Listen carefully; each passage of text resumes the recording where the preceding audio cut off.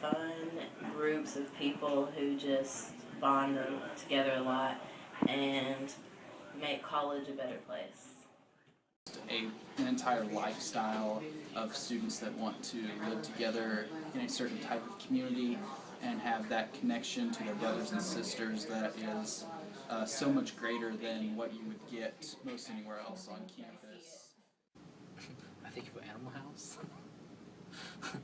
People in different organizations, they may think that they're like really different from each organization, but I think they're all really the same and they're united in the same goals most of the time.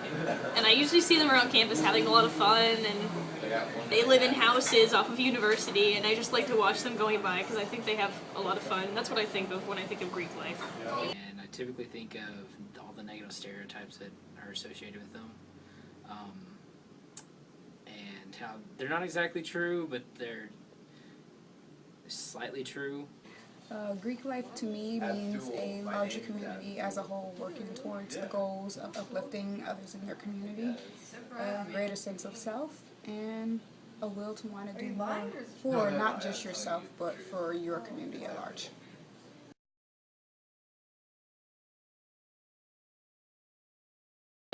We did community service out at the Gray Snow Eagle House, and we got to help injured birds and help clean out cages, and it was just a really good experience.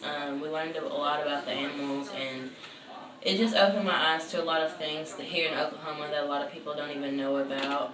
My APO brothers are fun to just hang out with. We come up to the Student Union on Thursdays and eat lunch together. We will go to Orange Leaf together. We will do just about anything to spend time together, and whether we're working on service projects together or we're doing something together, just to get together with each other anytime that we spend together is great. Fellowship events where we get to just spend time with each other and not have to worry about doing community service, or not that we necessarily put up in front, but I feel like whenever we're doing service, it calls for a bit of decorum because you wouldn't want to present your fraternity in a bad light. But when it's just us, hanging out together, we can, be as stupid or as loud or as obnoxious as we want to be, and not have to worry about what people might think of our fraternity. One time we made t-shirts, that was a lot of fun. We always find something fun to do. At the meetings we always have a portion where we do roses and thorns. That's sort of like a symbol for our sorority, the rose. So we talk about like the rose is like a good thing that's happened and the thorns a bad thing that's happened. It's just kind of a way we bond during a meeting. Between spending time and actually doing service, that is the actual fun part, because even when we're doing community service, we get to meet new and interesting people, and it expands our organization to have a further reach. So it's a lot more fun to do that, because I can go anywhere and meet new people, and then the word comes back that we've met this person, and now we're liking their Facebook page or we're liking their website, and it's just more people are like, we want to donate money. So that's like the best part that I've ever seen so far.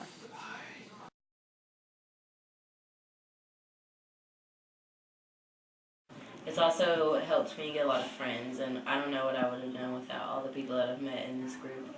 Because it has given me a connection to other students that are passionate about leadership, friendship, and service, and those pillars are very important for me in my life, and I believe that my brothers, there's a sense of camaraderie amongst those three things that just makes our community so much greater because we can share that leadership and service. I believe that we should give back to our community, which is the mission of my fraternity. I enjoy the community service and the community outreach that we get to do through the fraternity. I also enjoy meeting new people because of the fraternity. I think it's a good opportunity to get to work with people who you might disagree with. Like if you have a goal or like an event that needs to get done, you have to find a way to work with that person. So it gives me good opportunities to just improve communication with people and just get to hang out with my friends. It's really fun. We get get to be unique on OSU and work towards a specific community. We work towards the LGBT awareness in their community, so it's important to me because we are crusaders for the Human Rights Campaign and making sure that all people are treated equally.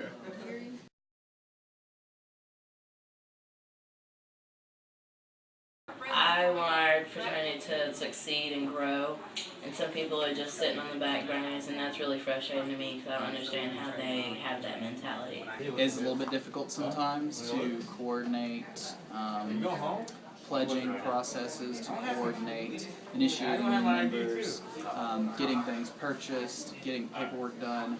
That's really the headache of any organization, I think, is just getting everything together and getting people together to do what has to be done. We, while we do have social events, we don't necessarily do all of the homecoming stuff. We don't do Greek Week stuff.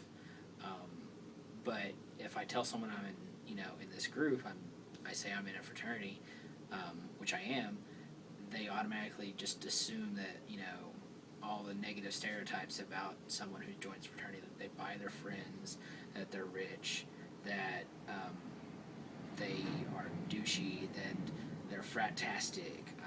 And I don't think me or my brothers are any of those things. Well, this year we had a lot of people go inactive, which was really sad. They got really busy, they just didn't have time, we understand. But as they left, their chair positions would open up, their offices would open up, and then we would have to figure out, like, all right, so-and-so left, who's going to be the new fundraising chair? And then we'd have to decide. And most of the time, even though somebody has a chair, they have to take on another one, or a third chair, and it just gets busier and busier. So I think the small numbers is really difficult. We get through it, but that's one tricky thing about being part of a small sorority. I think the challenges or the least favorable part is trying to convince others that you don't necessarily have to be in the LGBT community to be a part of our organization. I mean, I'm an ally, so I like being that I'm unique in the sense of I'm not necessarily gay or lesbian, but I do enjoy working in this community. The only downside to that is people see that and automatically go, oh, well, that's so not for me. No, I don't want a part of it. So that's probably the most challenging part about it.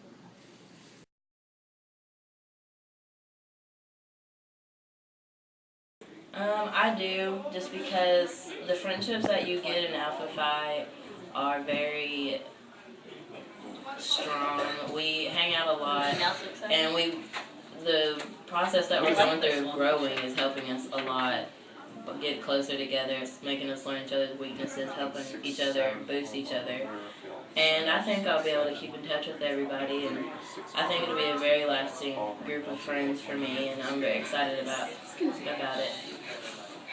I graduate in about a year, and even after that, I have felt such a close connection with my brothers in Alpha Phi Omega, as well as brothers from other chapters in the region, that I want to continue those connections with people, but also to give back to my fraternity wherever I'm living as an alumni member, trying to connect with the chapter and just continue on with the experiences that I've been given and being able to pass that on to somebody else.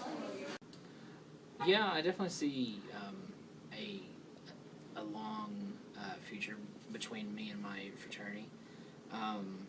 Not necessarily in a completely active role, but I would definitely like to possibly work with alumni groups eventually, and because the main reason I joined was because of the mission of community service.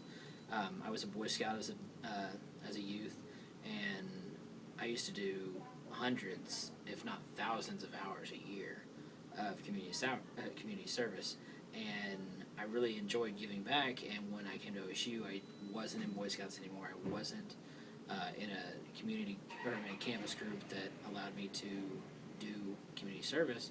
And for the first couple of years, I just felt like I missed out on a lot. And but now that I've joined the fraternity, I feel like that part of my life is that was missing is now back again, I guess you'd say. And that shows me that I definitely love doing community service, and that I want to continue that mission for the rest of my life. But like, I just think I'll talk to her forever because she's so nice. and we have a lot in common. We get along really well. We see each other all the time. So I think because we're a smaller group, we are more likely to keep in touch. But yeah, I mean, it's hard to tell. I'm not sure if we'll get involved in alumni organizations because there aren't as many for our sorority. So I don't know if we'll be as involved in our sorority, but I think we'll still keep in touch because we're friends. Yeah, I definitely do believe it. I mean, I've worked hard for it, and because I'm right now the Oklahoma Regional Representative, that's pretty much my job right now. It's not a paid job, but I do foresee me being involved with this organization as long as it exists, and even if it doesn't exist, it's still something that I can say that I've done, and I'm forever connected with other people who have not only forged this organization, joined it, but wanted to keep it going. So yes, I do foresee me having a long-lasting bond with everyone who becomes a member.